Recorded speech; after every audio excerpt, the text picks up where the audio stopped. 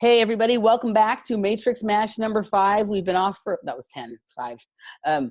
We've been off for a couple of weeks over the holidays and just, with all sorts of personal nonsense and whatever going on. But Robert and I are back, and we're excited to be with you in the new year. Robert, 2019, Happy New Year. Welcome back. Happy New Year to you, Emily. I'm ready to mash it up. Let's mash this Matrix. Mash this bitch, man. Right? Right? So, what's on your agenda? What's caught your attention? What's going on? Yeah, well, there's we just came through this blood wolf moon. Oy, yep. Which is, for some people, apparently for you, and I know some other folks, pretty intense moon. Mm-hmm. Right? We're talking very early degree of Leo. And now the eclipsed blood moon was no problem for Mr. Leo Tom Brady last night. And what was really interesting is that I was texting somebody, they said, Tom Brady is perfect. Mm-hmm. He's perfect. I'm like, oh, okay, right. Like, if you look at him, I mean, there's like hardly any flaws in the guy. I mean, of course he has flaws, but the first thing that he does when he gets on TV after the game is he says hi to his wife and hi to his parents. I mean, Tom Brady, he's Captain America. Mm-hmm. And of course he's great looking, and he's always sort of rising to the occasion. And it got me thinking about that conversation that you and I had about robots in sports. I was just gonna say, like, is he a football robot? Is he a clone? He's something. So I was trying to get into this story, or tell the story. It was a long time ago when Tom Brady first came into the league, mm-hmm. and the guy who was interviewing him, or woman, whoever it was, person who was interviewing him, asked him, "Can you define pressure?" And he's like, "No, he tried. He tried to define pressure. He was really struggling with defining pressure. And I'm thinking to myself, is this guy a moron? Right? Because I really know all about Tom Brady. It's like, is he a moron? Or does he just not understand the concept? Is it so foreign to him that he can't even define it? It was a really bizarre interview. And anyway, I just thought to myself, we're seeing something that is so robotic, mm-hmm. and so, I don't want to say scripted, mm-hmm. but about as close to scripted as you can get. Well, it's so, I mean, at this point, so you and I have had conversations about MK Ultra athletes and about, genetically enhanced or engineered athletes. But at this point, like, that may even be old paradigm. We may be actually looking at complete and total, cyborg athletes or robotic athletes or cloned athletes that there's nobody home, right. At all. Yeah. And if you look, I mean, so one of the people that I've talked about, I think both with you and also in a show I did with Sophia Smallstorm on this was, I've talked about the gymnast Simone Biles, right? Who my position on her has softened a little bit in the last couple of years as she made her comeback, because she has been, there's been more of her like she's been talking more, right? So for so many years it was just like this gymnastics robot, and it's been almost, I mean, it's unbelievable the kind of comeback she's made after a couple of years off, and 20 years old, and she's better than she used to be, and she has, she fell a couple times at the World Championships and still won by like 5 points, and right, but like you're starting to see little chinks that say, okay, well, maybe there is some slight human element to her, right? But like for so many years it was just like, it looked like nothing affected her. I mean, I'm an athlete, you've done sports, like when you're nervous, you make mistakes, right? And sure, people who work harder and have that mindset of being an athlete, they're better at that than most of us are. But like, when someone is constantly doing stuff like it's nothing, like it's because they don't feel pressure. They don't understand pressure. And pressure is one of those things that, like, every human feels, unless you're like,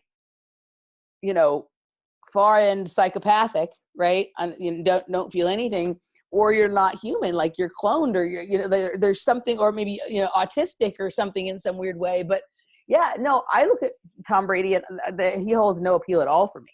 I don't think he's good looking. I don't think he's interesting. He has no energy about him to me. To me, he looks like something that comes off of, an assembly line to try and make, the perfect, cisgender, white, heterosexual Christian male or whatever, right? I'm kidding. I'm teasing. Sorry. But yeah, I don't know. Like I feel that about a lot of, I know somebody who was doing some work on a professional baseball player, and she calls him a baseball robot, right? Mm-hmm. Like she was like, yeah, like she's like, I'm not sure this is human, right? Mm-hmm. So right, yeah, yeah. Well, things are out there. Well, clearly, I mean, just from a strategic and statistical standpoint, what they call metrics mm-hmm. are infiltrating sports mm-hmm. at a pretty high level, especially baseball. Are you talking about using the computer statistics to make every decision, right?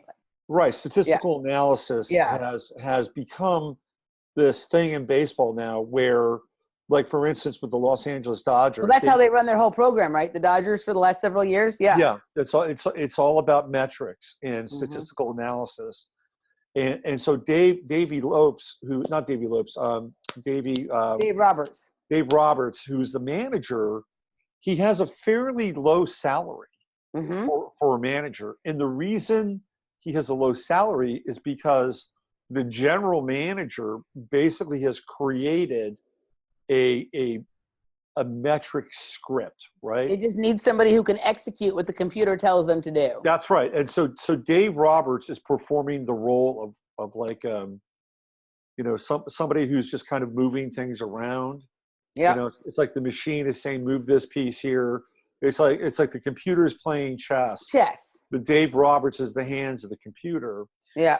So he makes considerably less than most managers. Now, there's been a revolution in terms of metrics mm-hmm. In baseball, and it's changing the game considerably. So first of all, if you look at what they're looking for now with pitchers, mm-hmm. they're looking for pitchers who can throw a baseball upwards of 98 to 99 miles per hour. Velocity mm-hmm. is king now. Mm-hmm. Okay, and the reason why velocity is king is because they've realized that they don't want to have guys in the minor leagues hanging out for 3, 4, 5 years, learning how to pitch, learning all the nuances. You draft a guy when he's 18, 19, 20, 21 years old.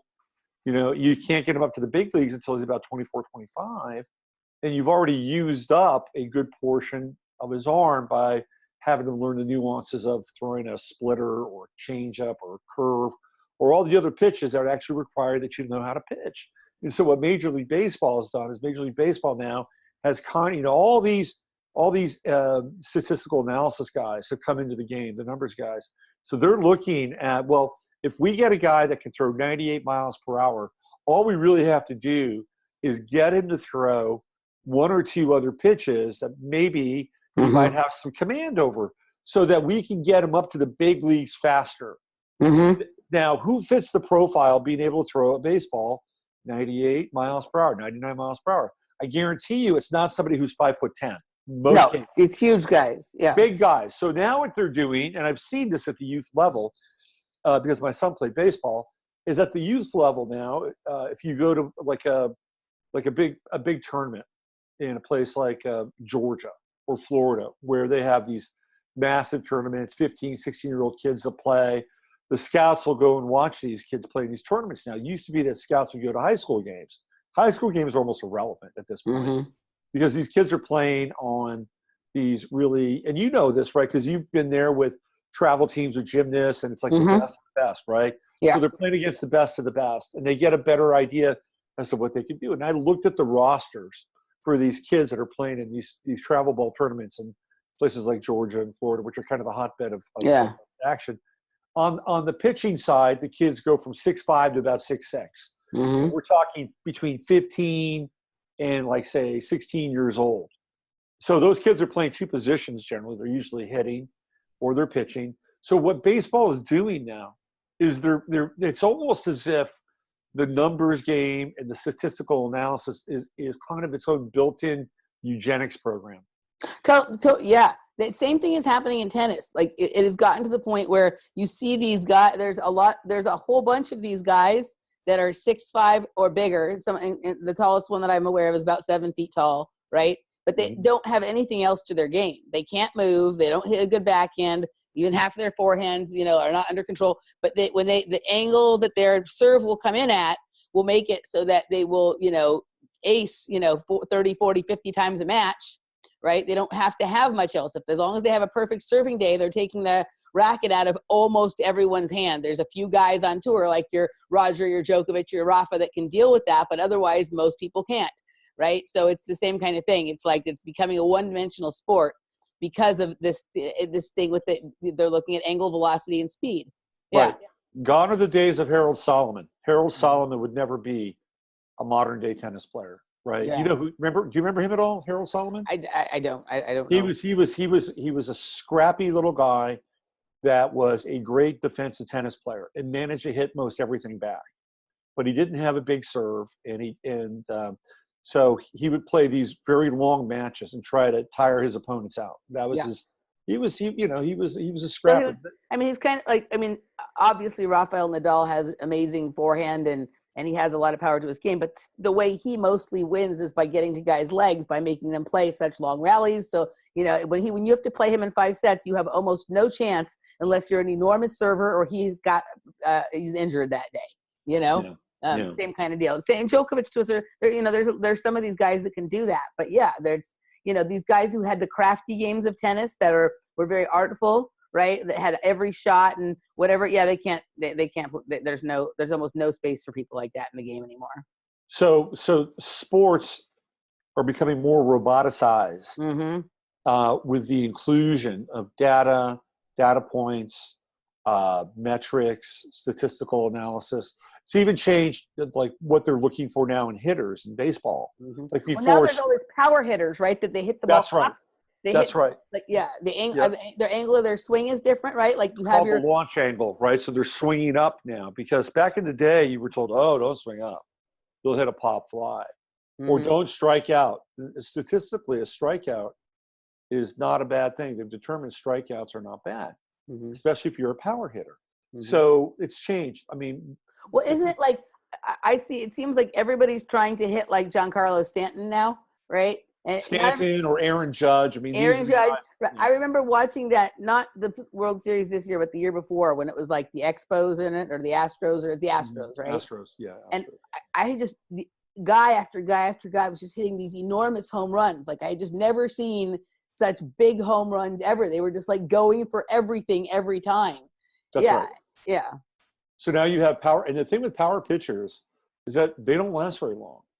Like a power pitcher, if he's throwing 98, 99, 100 miles per hour consistently, that career is going to last maybe 5-6 years. And also, do you remember back in the day when like baseball games would have, like they might use one relief pitcher, right? Now because of this metric stuff, they're also, sometimes their leadoff pitcher will only pitch 4 innings and they'll use 10 relief pitchers, and some of them will come in to only pitch to one person. Right. So this was popularized this last season by the Tampa Bay Rays and the Oakland A's because Dodgers have been doing it for a couple of years too. And for those teams, they do it because it's a budget thing. Like they can't theoretically afford big frontline pitchers. So we'll pitch this guy 2 innings. With the Dodgers, it's a different reason. The Dodgers' reason is they waste all their money on people who are injured all the time. So they end up having their super expensive pitchers on the bench, and they have to, sew a quilt together with everyone else. But yeah. Well, it's changing. What they're doing is also changing the economics of baseball. Yeah. And if you look at what's happened in this offseason, there's been an extreme lull in, free agency activity. Like 2 of the most high-profile players are still out on the market, Bryce Harper, and Manny Machado. And it's because teams see their salaries, no matter how good they are or what kind of star power they bring to their team. They look at that salary and they say, well, for that salary, we could have X amount of players. And out of those X amount of players, we can fill X amount of positions. Yeah. And then from those positions, we can field a team. We can mix and match. So in some ways, it's quite smart. But there's also a real incentive to ownership to have players that, that are not going to fetch the same amount of money that they used to on the open market. The other thing, too, is that roughly now players after 34, 35, they're being phased out of the game. Yeah. Well, Bryce Harper's biggest problem is he needs to get rid of that beard. I don't know, when you have a face that pretty, I don't know why you want to cover it with the beard. I wouldn't pay him the asking price either unless he was willing to shave. Maybe he should do a commercial for Gillette. Right? Right? Getting rid of his toxic masculinity because he's so pretty underneath, right? He's a good-looking guy. Bryce Harper's a good-looking dude. Yeah. So is that a good segue to Gillette? You want to talk about? Let's get into Gillette, dude. Okay. Like, why don't you, I know you've been covering it a bit on the show. Like, you're much more on top of the details of the ad and the person who did it. So why don't you kind of, for the people who haven't seen your regular show or whatever, give us a little download on that. And then I'm going to have my rebuke to this idea that we're living in a world that is drowning in toxic masculinity, because I just don't believe that to be true. Right. So this is a bigger trend in commercials in general. And I talk a lot about commercials on my show because a lot of people don't watch TV, which is great. I mean, a lot of people watch my stuff or listen to my stuff. They don't watch TV, so I get to fill them in. And so I've been talking about commercials for a while, and there's been this massive displacement in the commercial world. I would say out of every 10 commercials, the theme is going to be, it's either going to be driven by a woman, and when I say driven, specifically for car commercials, driven by women because they're really going after, or they're really approaching and doing their best to get women to purchase cars. I mean, the car is a symbol of liberation. And also in most households, it's the woman who controls the purse strings and the purchasing power. If there's a couple in the family here, that's usually the woman. So they're generating a lot of the car commercials towards women, and some of them are very blatant, some of them are less blatant. That's just one. Or you're going to see couples that are mixed race now. This is really big. This is really big in commercials. And it's usually an African-American male and a Caucasian woman. All right. So it rarely, although you will see it every now and then, where that's reversed. Right. So that's another really big theme. Another theme, and this has been going on for a while, is that the men or males in commercials are being depicted as weak, effeminate, kind of young, childish, puerile. And so there's this common theme that's been happening in commercials for a while now. Yeah. Now, the sort of, I guess the shot across the bow, the one that woke everybody up is this Gillette commercial, which is, Gillette's theme in the past was the best a man could be. Can get. The best a man, Gillette, the best a man can get. Yeah. Right. Well, now Gillette hired a woman by the name of Kim Gehrig. Is she an SJW? Oh, totally. She's a single mom. If you look at her ad portfolio, let me see if I can show you an image of one of Kim Gehrig's ads. This appeared in a commercial, in a spread in a UK, I think it's a UK publication. Let me see if I can find this thing. Hold on, because it's actually, let's see. Hold on a second. It's a really telling image. It gives you kind of a background, or at least not even a background, but just kind of a real snapshot into her sort of political, provocative imagery. Give me 1 second. I should have popped this thing up. Here, hold on. Go ahead. I also want to talk about, okay, so here's this. Let me pop this up here. This is, some people might actually think that this is rather delicious, right? That this is on a number of different levels. And I don't know what ad this was for, but let me pop this up here. But this gives you kind of a sense as to Kim Gehrig's sensibility and style. So there you go. Oy. Oh, here's what I'm looking for. Yeah, just take that in for a second. Okay.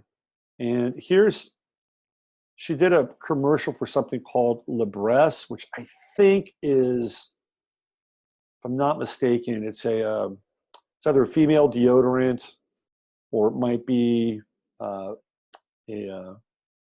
vaginal douche. Let me pop this up. My guess is that it's a vaginal douche if this is her style. Yeah, hold on a second. You got to see this. Let me see if I can make this a little bit bigger. Hold on. Let's see. Let's go. Here we go. Right here. Yeah. All right. Because this will really give you some insight. I mean, that first snapshot alone. Gross. Yeah. Well, that'll. Here we go. Let's do this. Let's do stop share, and let's do another share here. And here we go. This is for Libresse. Oh, Jesus. So this is the woman who was asked to do the Gillette commercial, right? They signed her up, and there's other images that kind of communicate what she's trying to communicate in this world. So she's being provocative. That's her job. That's her role. Gillette has got a ton of press off this thing. And what it's done is it's I wouldn't say it's triggered, but I'll use the word trigger. It's really switched on a large debate about the role that advertising plays in terms of getting inside of us and programming us, which it does all the time, right? But this is almost documentary. Like in some of the challenges or some of the things that people have objected to with it's almost like a mini film it's about 90 seconds, is the fact that almost every one of the men in that commercial happen to be that appear to be toxic, happen to be white, right? And there's no other examples of quote unquote toxic masculinity. Apparently, there's a scene of a rapper that got cut out, so he was black and he was maybe being misogynist or whatever, but it didn't make it. Right. And there's a scene in there where there's an African American guy and he's like, pumping the brakes, on a white dude, right? So not only are the majority of the toxic males white, but the males that are level-headed tend to be non-white.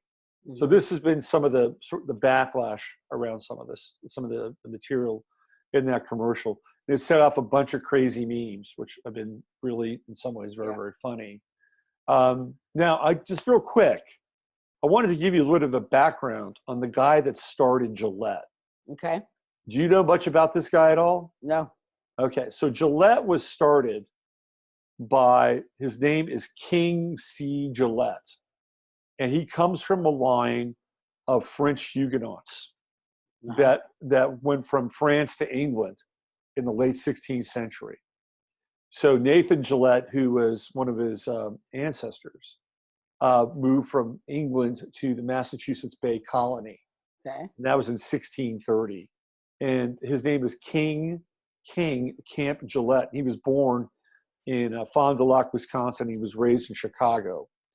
And his family, they survived the Chicago fire. So they give you some context. So he's the guy that popularizes the two-sided safety razor. Right. Because he threw away a cork from a bottle. So it clicked something in his brain. And he thought, well, what if razor blades were disposable? He got into this whole idea of disposability. Right. All right. So low prices, disposability. He had manufacturing facilities in the U.S., Canada, Britain, France, Germany. I mean, this guy was a razor blade baron. Yeah. All right. Now, here's where it gets very interesting. He was known as a utopian socialist. Mm. And he wrote 3 books.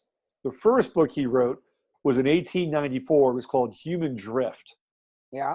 And the idea behind it is that all industry should be taken over by a single corporation, which is owned by the public.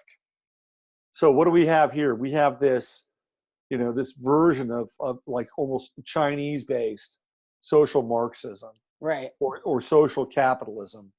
And then he said that everybody in the United States should live in a giant city called Metropolis, and it would be powered by Niagara Falls. Okay? Right. He wrote a second book after that called World Corporation, and it was a prospectus for companies set up to create this vision.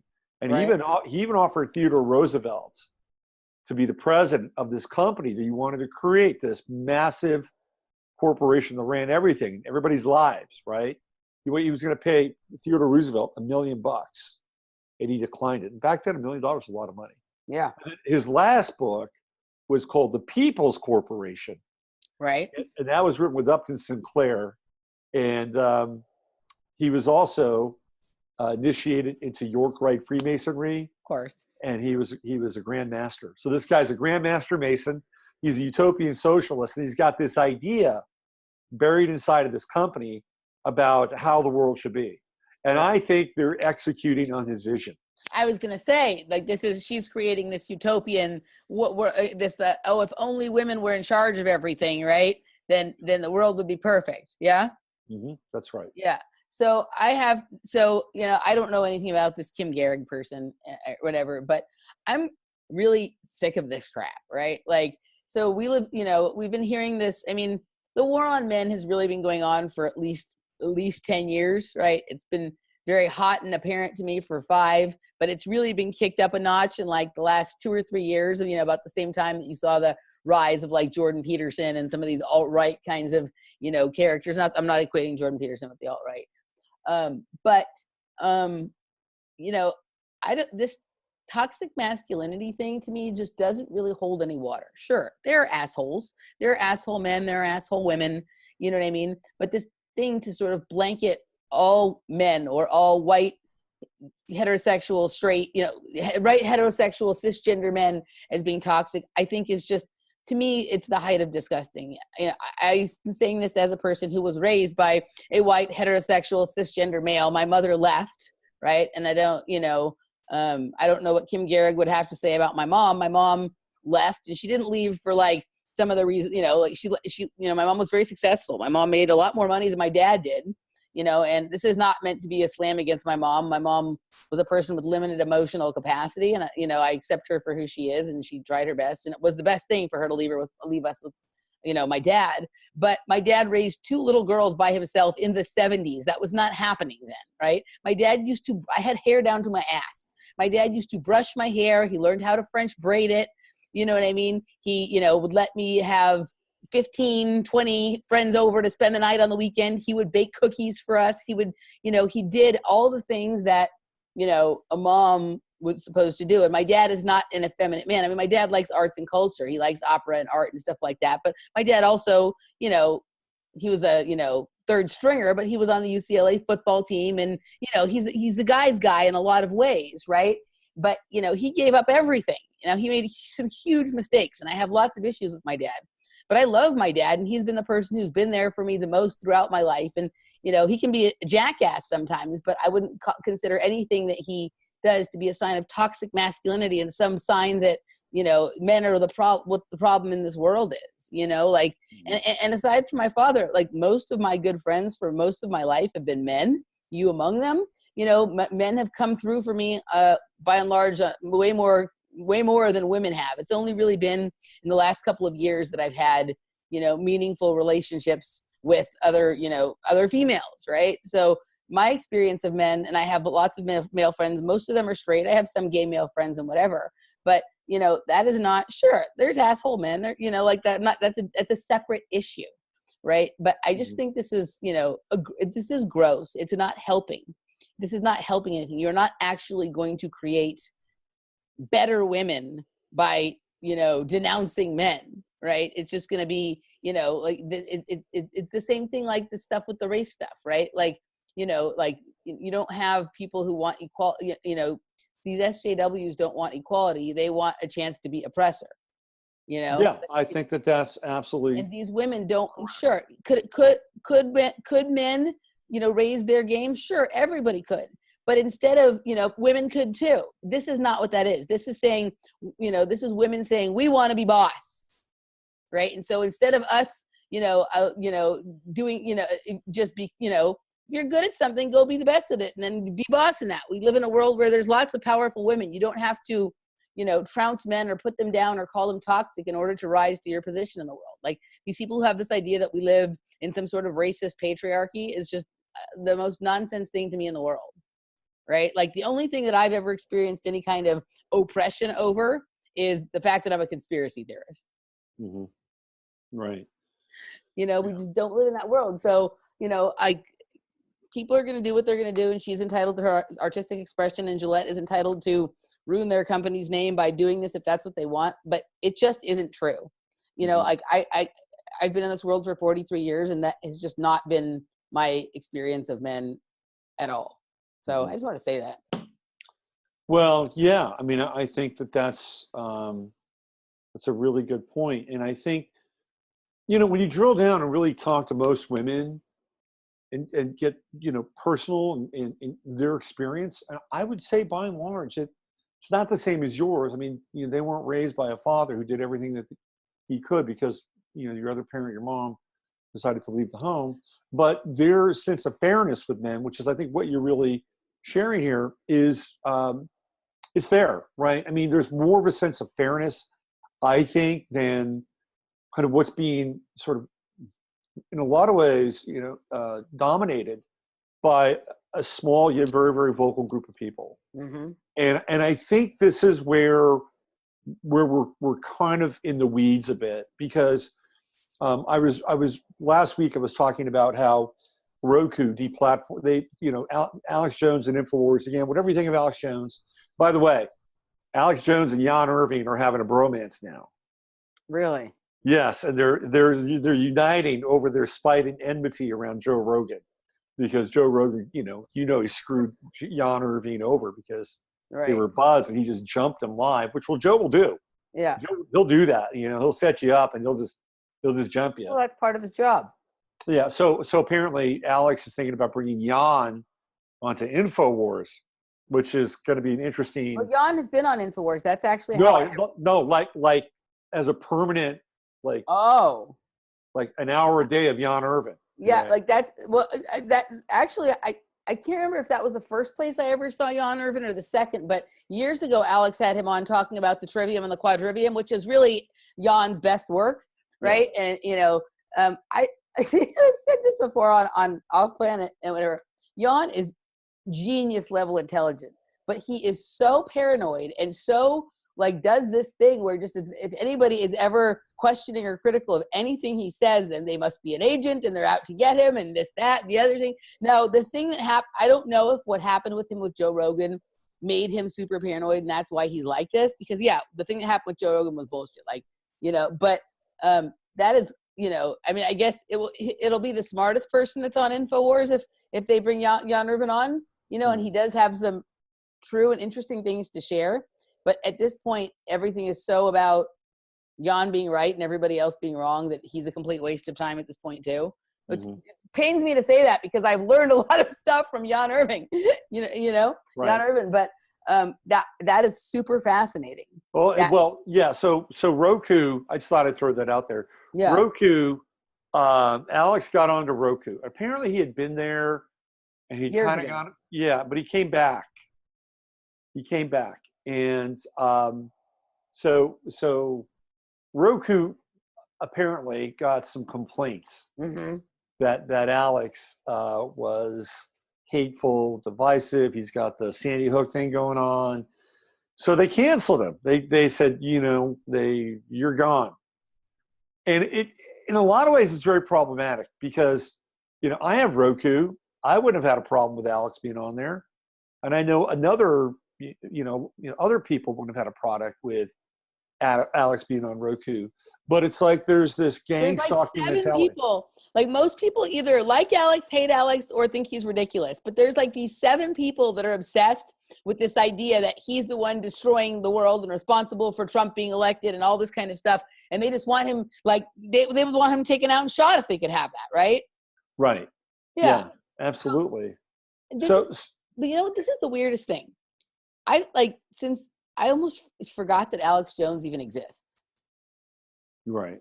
Right. Because he, for so many years, I mean, obviously, no matter how smart you think you are, at some point, Alex Jones is at least a tiny piece of your waking up process. Right. Because especially in the past, now he's just off in complete, neocon, whatever, right wings, whatever territory. But for a long time, he was saying shit that nobody else was saying that turned out to be true. Right.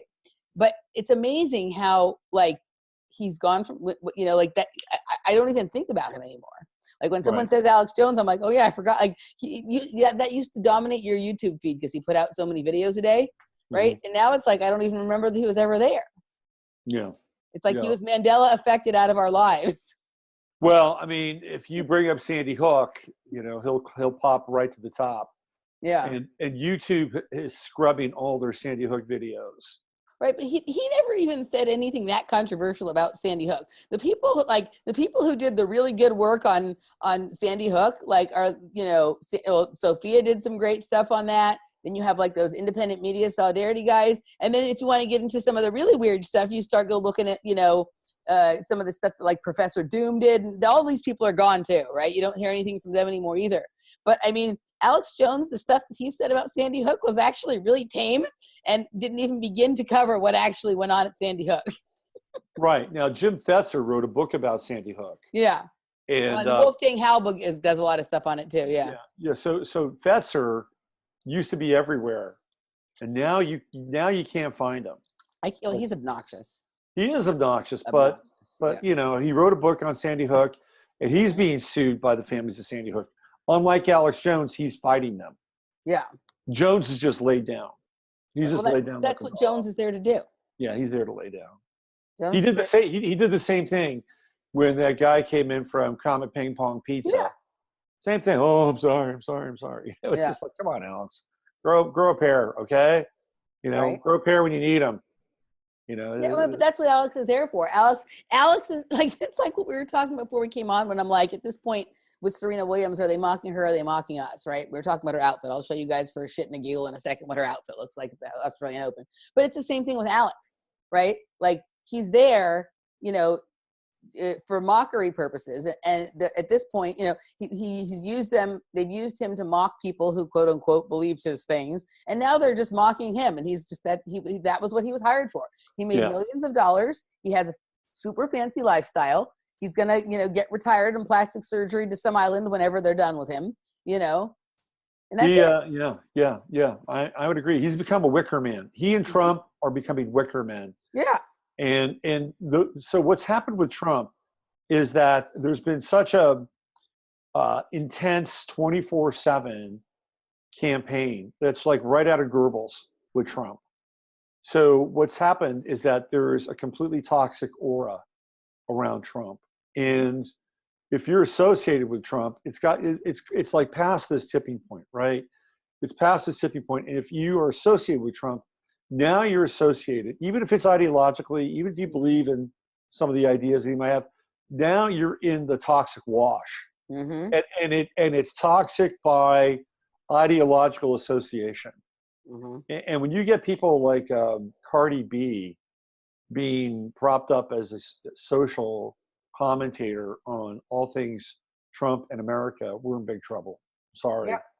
Just for the promised shits and giggles here, guys. This is Serena Williams' outfit for the Australian Open. And really, look at this. Okay, what's really troubling me is what looks like a concealed bulge cup. Right down there. That to me is troubling. What's going on behind that patch? Right. Well, then also just look over. Look, hold on. Go to 6 days ago. What's happening over on 6 days ago?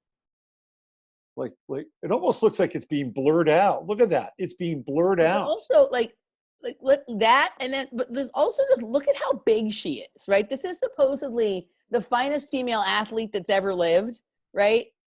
She could play linebacker for the Patriots. Right? But look how much junk she's got going on in the trunk, too. I'm not being critical of women's bodies. I'm not body shaming her, right? But it's just one of these things that it's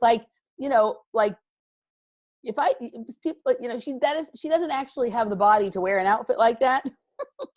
No, I think this is a trolling outfit. They're totally trolling but it's like they're trolling the public and her. They're mocking her at the same. They're humiliating her, which is part of the Masonic rituals. Does look humiliating, totally. Right? They're humiliating her and they're mocking the shit out of the public. Just go over to where your cursor is. Go to I think it's your left where it says 6 days ago. They all say 6 days ago. Okay, so it's the one on the far side, not the one with the 3 frames, but on the other side. Go over there, right here. Look at there. If you go, she has fishnet stockings on underneath it.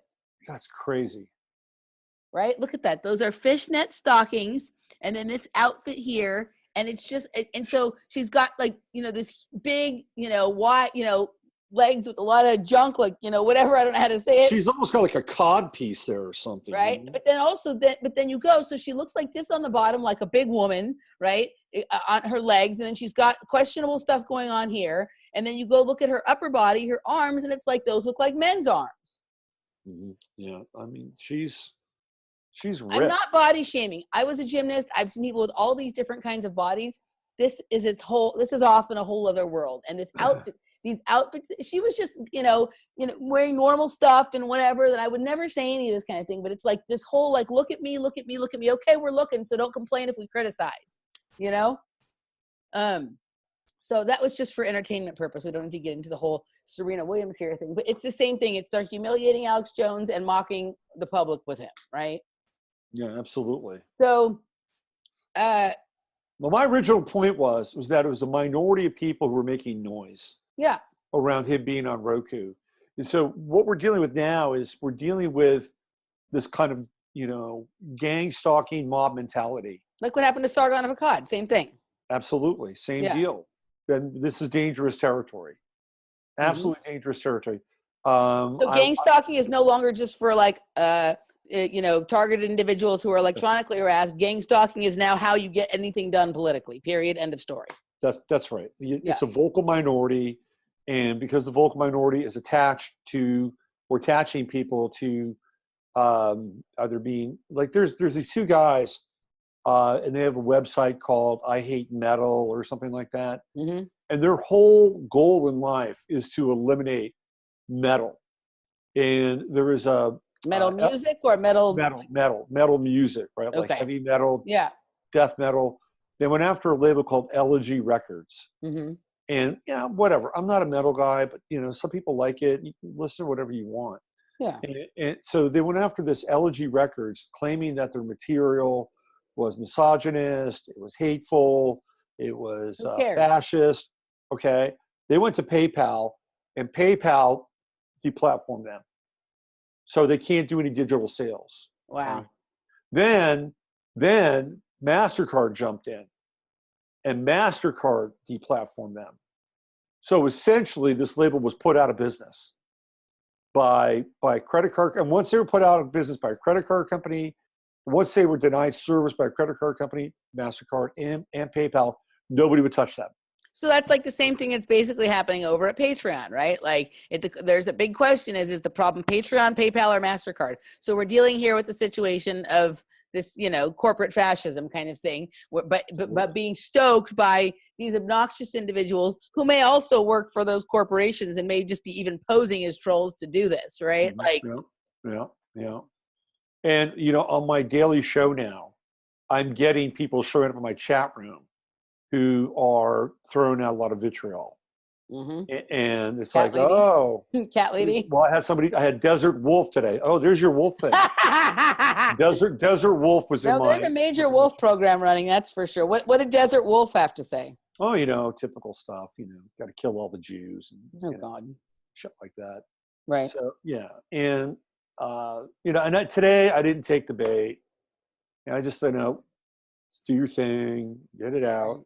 And I focused on the program at hand. Right. So, these people who do this, it's like, I've never really been bothered. Like the first time I got an insulting comment, like I maybe hurt my feelings for a little bit, but I just kind of like, and the same goes with like the gang stalking stuff and right. like these people are like, I'm doing what I want to do, and they're spending all of their time bothering me. If that's the height of what they want to do in life, is bother me or bother you, like what a sad life.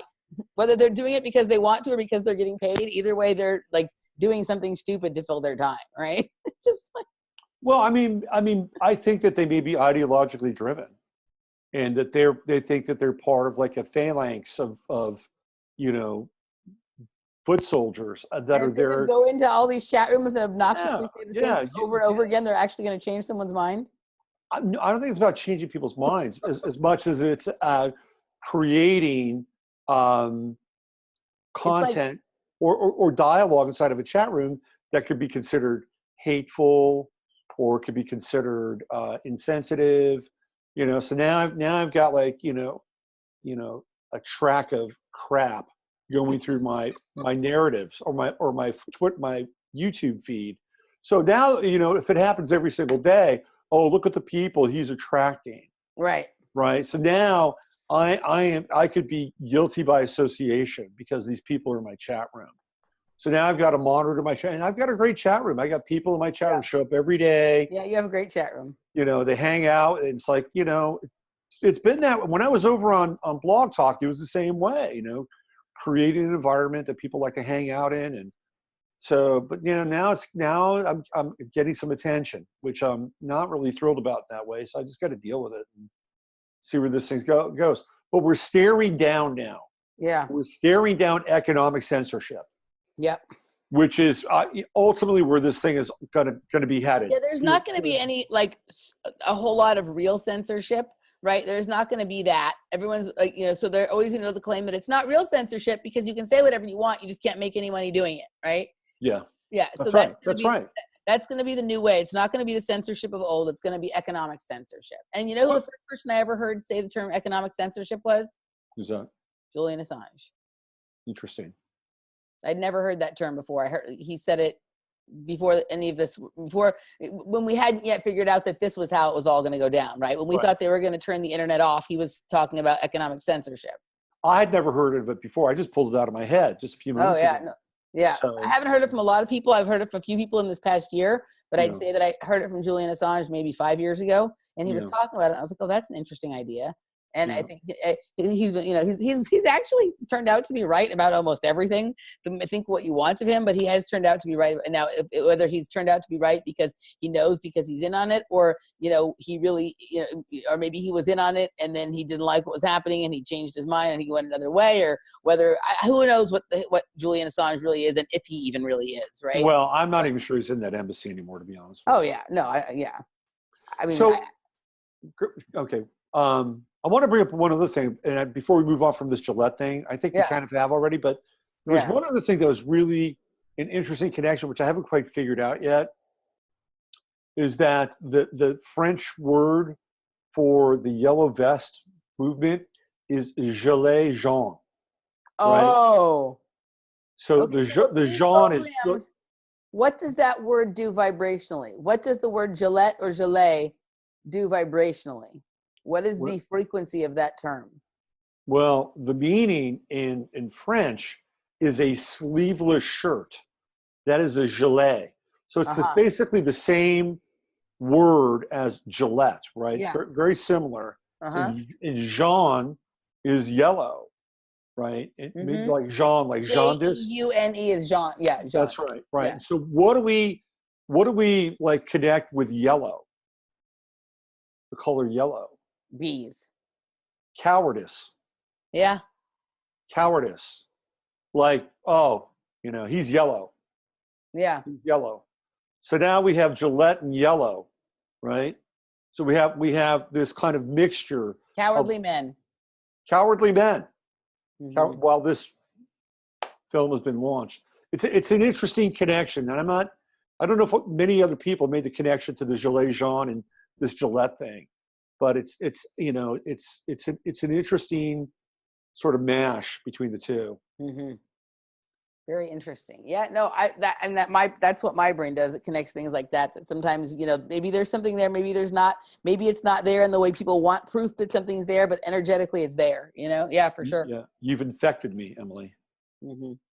I've got your mind virus now. Uh-oh. Uh-oh. All right. So do we want to move on to this Women's March MAGA thing, or what do we want to do? I think we have time for one more topic. Yeah, we could go Women's March MAGA. All right. Yeah.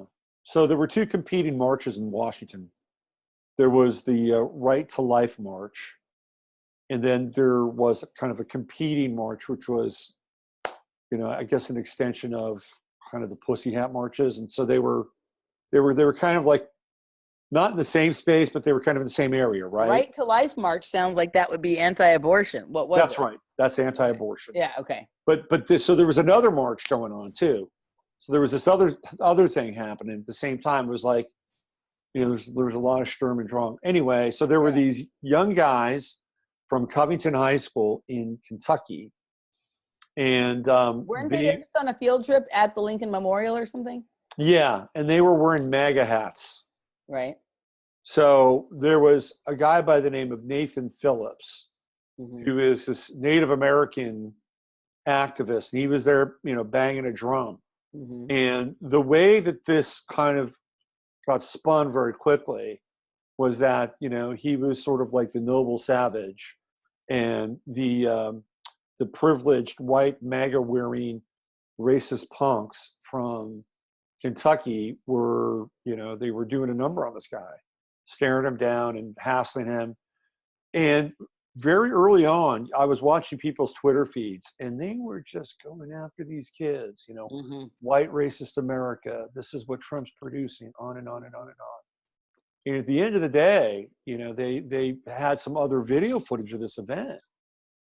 And it was clear that that was not the story. And that the kids were actually practicing kind of remarkable restraint with this guy. Yeah.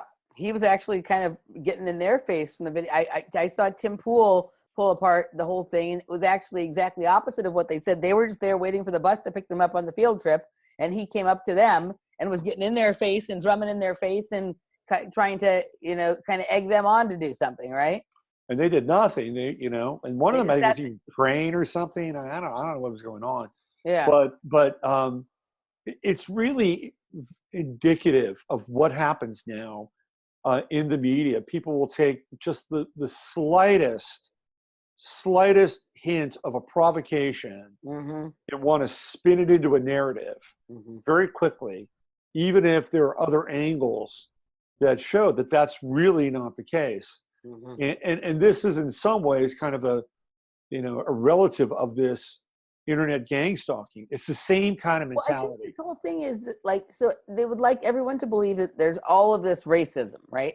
And I don't think there actually is. I think they're trying to create racism. Absolutely. And Danny, my friend Danny Katz, and I, we do the show together, and we've been having trouble aligning our schedules. The next one we do, we're going to get into a little bit about this whole thing, about how dangerous what they're really doing is that they're actually going to create racists. Right? Because after the whole thing gets so exhausting that it's just starts to become funny. Haha. Okay, I'm a racist, right? And people start to take this weird little pleasure and delight and glee in okay, well, if you're gonna call me one, I'm gonna be one, right? Or I'm gonna start. So people get tired of that. People get tired of being called something that they're not. And eventually, some of these people are either going to get worn down and become that, or they're just not going to care that you call them that, and they're going to stop. They're just going to sort of. It makes it so people then can't help but start to consider those things in their head, right? So I'm starting to think that this is about creating racism. They can't find enough to get the political outcomes that they want. So by gosh darn it, they're going to figure out a way to go about and create racists. Right. And this is a great way to do it, because now those kids, they're 17 years old, they're informative, they're about to go off to college or whatever, right? And they have this branded on them because most people will never read the correction in the newspaper that corrects the story that they're racist. Well, if they're not, they may become them now, because look what's happened to them. Right. Yeah. Yeah. No, it goes back to the situation at Duke with the lacrosse team. Yes, exactly. And there was such a rush to judgment with those players. Those lives were ruined. I mean, they weren't really ruined, but in the short term they were. Right? I'm sure they'll rebound. But the amount of money that the parents had to spend hiring lawyers to defend the names of those kids, right? I mean, it's like, yeah, we're you know, some of them D-bags. Yeah, probably, you know, and they hired a stripper. Yeah, that happened. It happens, right? Right, but the stripper accepted the money and came to the house. That's right. That's right. She did. It was a, you know, fiduciary contract, right? Yeah. But what happened after the fact was damaging, and there was such a rush to judgment on this thing. And you know, you would think that people would learn from an event like that, but that's not the case at all, because it's about controlling the narrative now. Doesn't matter if it's true. Right. Doesn't matter if it can be refuted. You get out fast enough, make the claim. It's a hit and run deal. It's the same thing with this Trump thing. We're still sitting here 2.5 years later, and like bring us the evidence already, right? But it doesn't matter at this point. They've just said the words Russia, collusion, Trump together in a sentence enough times now that it doesn't even ever actually matter. Whatever comes out doesn't actually matter. That idea has been fully programmed and you know, cemented in people's minds. So it's the same thing. And isn't this Native American guy, Nathan Phillips, that's a really super Native American kind of name, right? Isn't he an actor or a DJ or, you know, some sort of, you know, on the books activist? Yeah, so apparently he was in a Skrillex video, which I have not seen, but he's in the video. So he's not just some guy who. No, he's a famous Native American. Yeah, and he's a paid activist. He's probably on somebody's payroll. He probably works for George Soros. He probably or he's one of his, you know, NGOs. Or Media Matters or something like that. Yeah, he's a downstream character, right? Yeah. So these people are employed and they go out and, you know, they stir up shit. Or maybe this is all just a movie, right? This is all theater. Yeah. Theater. So what's really interesting about that event is that it happened on the same weekend that the Patriots and the Chiefs played. Right. Okay, so we have the Patriots, who are symbolized by the MAGA kids, right? Make America Great Again. They're Patriots. You know, they're white boys from Kentucky. They're from the South. And then here you have Nathan Phillips, who plays the role of the Chief, or the Kansas City Chiefs. And it's all happened in the same weekend. You know, there's your synchro mesh matrix moment. It's been like that a bunch with sports the last several years, right? We've seen that sort of like Patriots and the Giants kind of thing, right? We've seen the what would have been some of the other ones. And the other thing that happens is like when they have the team win the Super Bowl or the World Series that just had like a false flag happen in their city that year, right? Like right. That kind of thing. But yeah, no, there is all of this symbolic kind of stuff, the Patriots and the Chiefs. And you know, Tom Brady is that kind of guy that those kids from Covington High School would have been like, right? Yeah. Right. And I mean, Tom Brady went to Sarah High. So he came from a Catholic high school in San Mateo, California. All right. It's the same high school that Barry Bonds went to, by the way. So do you know where the name of the Patriots stadium was for a long time? What was it? Gillette Stadium. Oh, okay. So we have another one of these matrix spitting out something. Something is like, you know, like the thing that I've brought up in the past with like the Harvey Weinstein Harvest Festival, Hurricane Harvey kind of thing all happening within weeks, and how we had the Hurricane Sandy and Sandy Hook and all that stuff happen. And you had, you know, you get these clumped. And I remember there was a period where it was all like Neptune, Poseidon symbolism. Right. So we're having something really around this Gillette thing right now. So the matrix, the simulation, is programmed to have something around the Gillette, whether it be the next thing we'll find out something happens with Penn Gillette, right? Like, so Penn Gillette, you know, did some dastardly deed, or Penn Gillette is whatever, or he'll like disappear in one of his magic tricks or something, and that'll be a big story.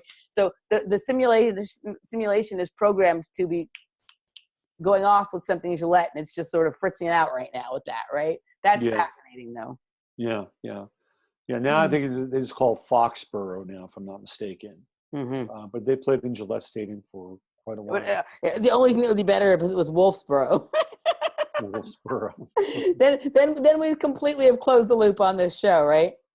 Yeah, I'm searching for a wolf sink, but I can't find one right now. Yeah, so Okay, so we're at maximum nonsense as usual. And but yeah, that Patriot Chief thing, how can this stuff all happen in 1 week? It always you know. Well, so what's also interesting is on the other side you had the Saints versus the Rams, right? And the Rams they're a pagan symbol. Mm-hmm. You know, Aries, Ram culture. When you know there's association with slaughter and sacrifice, right? The slaughtering the ram is a temple ritual. You know, it's all Old Testament stuff. And then the Saints represent Christianity, right? They come out of the Christian order.